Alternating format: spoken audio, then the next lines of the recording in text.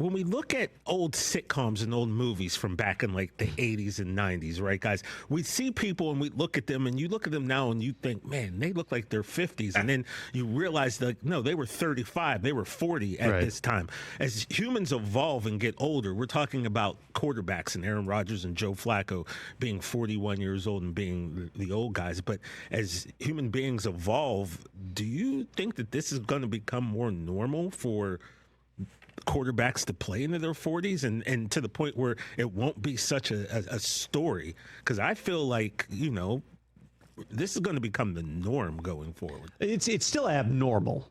Tom Brady normalized it to a certain degree, play until he was 45. It's still not a lot of guys who do it, and we see, you know, the Derek Carrs of the world walk away when they're in their 30s. Mm-hmm. But for a long time, if you go back, and I remember looking at this when Brett Favre retired the first time after the 2007 season, almost every Hall of Fame quarterback for a generation retired at either age 37 or 38. Like, you could go back. They all, Elway, Montana, Steve Young, they all retired at basically the same age. Once Brady pushed the envelope on that, it probably does have some type of a psychological effect, if nothing else, on some of the other quarterbacks.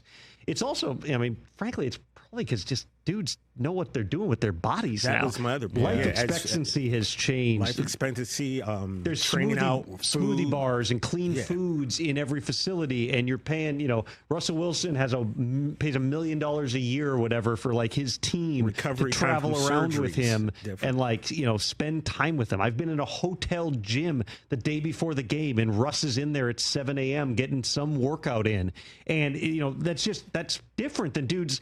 You know, there used to be a 7-week preseason or whatever it was, because guys would be, you know, working on a truck and smoking cigarettes the whole offseason. It took them time to get into shape. Smoking squares during halftime of the games. So like I said, championship games. I feel like maybe in 5, 6, 10 years, we're going to be looking at, like, you're going to see a lot more quarterbacks because it just seems the way that we've been evolving. I do think that the possibilities are out there. Part of it's the want to.